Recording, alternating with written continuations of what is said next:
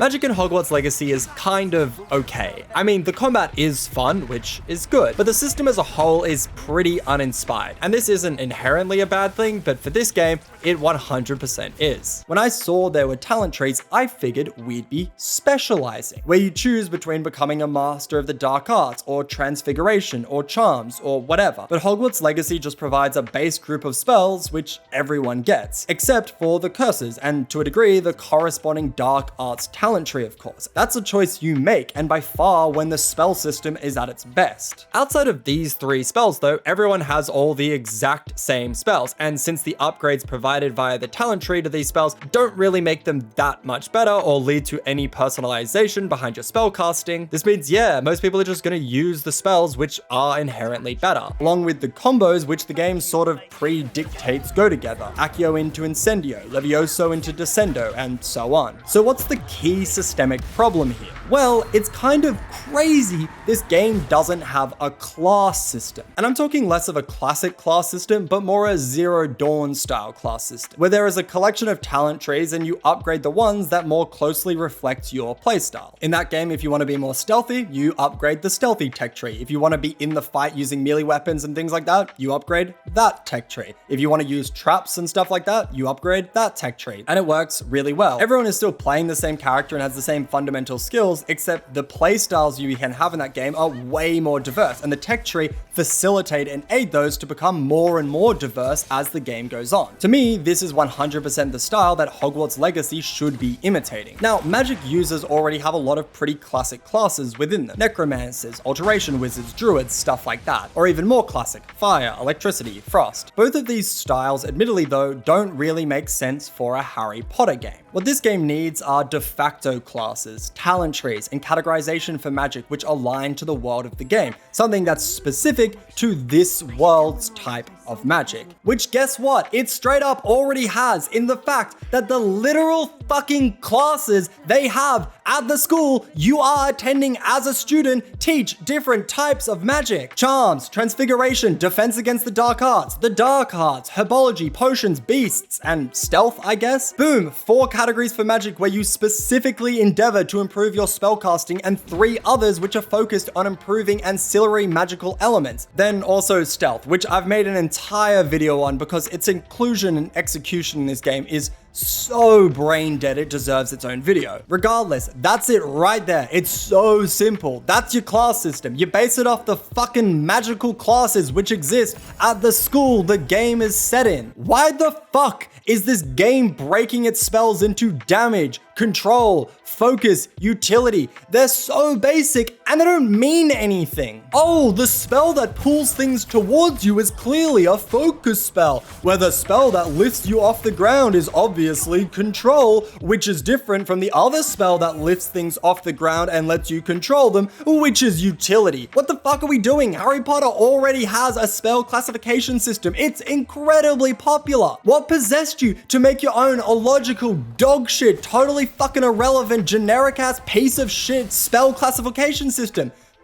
Okay, we all got pretty amped up, deservedly so, you know. But let's cool our jets for a bit. It just feels like there's so much opportunity to expand out the spell system of this world and have the combat be linked directly with these key groupings. The fact there's basically no transfiguration spells to me is a crime. It would be so cool to me if you could start off with lower level spells that temporarily turn people's weapons into non-threatening items, then gaining the ability to transform the environment under the opponent into thick squelching mud, meaning they can't move properly. Later in the game, you can become an animagus, and maybe you pick an animal for utility, but perhaps you choose to be a bear and that becomes your primary method of attack. There are so many awesome things you could do with tech trees which really delve into what each of the classes are, give you a sense you are making an active choice to become a certain type of wizard, make you feel like you're becoming stronger and more proficient at the magic genre of your choosing. This also gives you the decision to stick with one area primarily or to multi-class, spread around your skills and dabble in a bunch of areas. This would lead to situations where you find spell combos that work really well together, and they would feel personal to you as a player, to you as a wizard, and not something every single person can do, not something the game basically invented with the intention you'd combo it together with another specific spell. And I feel like we could all go through with our imaginations and invent some cool spells that could exist for these categories. Some charms that actually charm your opponents, turn them on your side, make them flee, or make them oblivious to your presence, and so on. Instead though, we sort of get a selection of spells which in many ways aren't that different from each other. Spells that lift up the opponent, either bring them close, push them away, throw them into the ground, fire spells that hit from a distance, or close range, or are more of an explosion. And the upgrades to all of these, as I've mentioned, are really samey and uninspired. Basically, every single one of them can be summarized as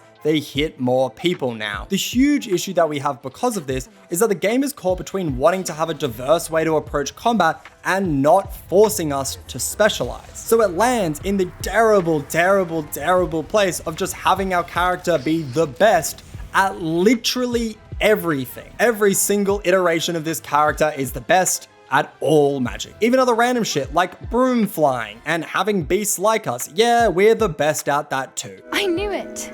I don't think I've ever seen a hippogriff take to someone this quickly. Despite having less than 1 year of magical experience, like literally months, I guess, we are the greatest at all the magic. I mean, you become dueling champion of the school, what, like 6 hours into the game? Why? What the fuck? Why are we this good at magic so fast? Even goddamn Summoner's Court, the game where you just use Accio, yep, you're better at that than the fucking professor, which specializes in charms magic. Somehow, after 1 year, you're better at charms than the literal fucking charms professor. Cool, why fucking not at this point? Who cares? And this is all to say nothing about the super special ancient magic which you and only like 2 other people ever can use. And it just makes your protagonist so dreary and dull, and magic in this game is similarly one-dimensional and uninteresting. This also goes against our understanding of how people associate to magic in this world.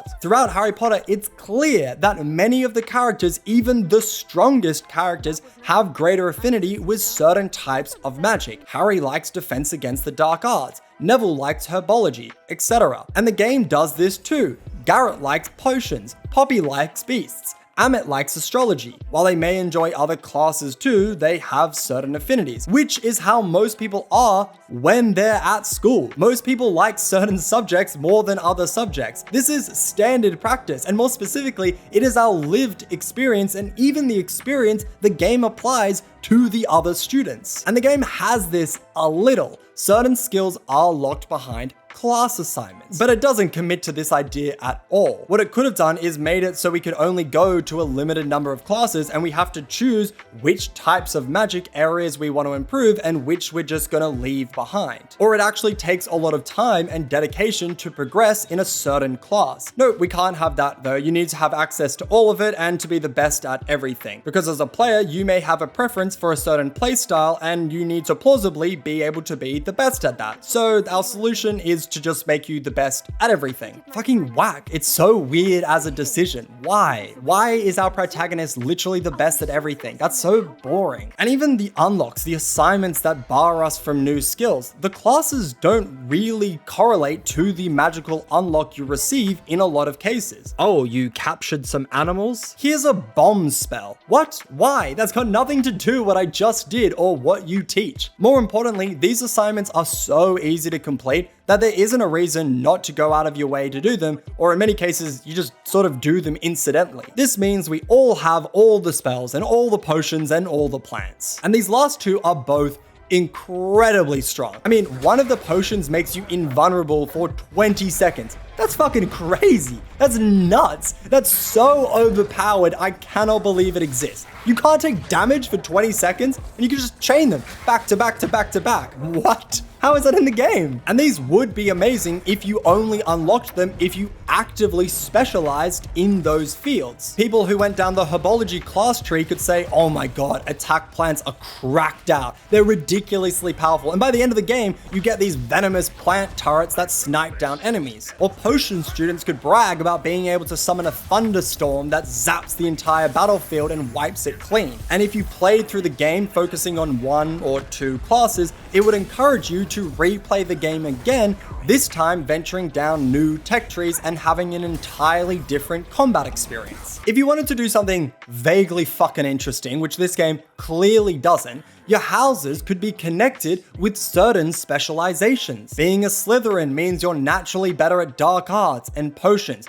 Being a Ravenclaw gives you a boost to your transfiguration and charms. This would make houses feel like they actually have an impact on your character and say something about the type of person and wizard you are, which would make sense because people are put into houses because of their inherent traits. So getting an inherent unique trait for being in a certain house fits perfectly with the world the game is set in. But none of this is true. Instead, we all know Thunderbrew is strong. We all know plants are strong. We all know Confringo is strong because we all have access to all of it. More so, the talent investment to make these as strong as they can get is so fucking low. It's one skill that many people will have maxed out these specializations even if they don't care about them. Even if you haven't though, the talents are so tepid in their improvements that you don't really need to invest in them at all for them to still be good and useful. And the game does have a way for you to customize your character to bolster your magical preferences and strengths through adding traits to your clothing. This gives you the unbelievable opportunity to personalize the type of wizard you are with amazing upgrades like you take less damage from certain enemies, or certain magical abilities now do more damage, and well, it's basically just those 2 things. Once again, boring, not interesting, I don't care. Yeah, now my damaging spells do more damage.